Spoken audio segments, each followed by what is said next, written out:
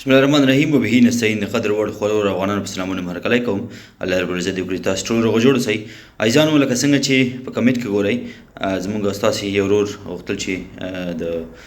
برطانیې څخه دلته آیرلنډ هېواد ته راشي هلته به نیول شوی بیرته استول شوی دی نو دا مې تاسو سره پخوا هم شریکه کړې وه آیرلنډ هېواد کې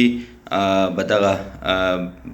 بعضې مسایل سختیږي نو توجه یې ستاسو پورې اړه لري کم دوستان چې نوي راځئ په کم شکل راځئ تاسو باید پوه شئ دا زما وظیفه نه ده زما وظیفه صرف تاسو ته خبر درکول دي په وخت نور ستاسو احتیاط ستاسو کار دی بیا هم وایم هغه ډله افغانان چې په آیرلنډ هېواد کې اوسي په ټیک ټاکونو کې په فیسبوکونو کې په نورو ځایونو کې بعضې مزخرفات کوي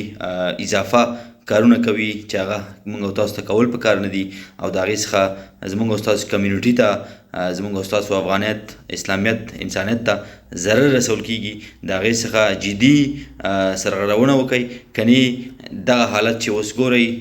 څو ورځې کې به نور هم زیاتېږي تاسو ته پخوا ویلو چې واړه واړه چک پوینټونه جوړ شوي دي نو که چېرته تاسو ونیول شئ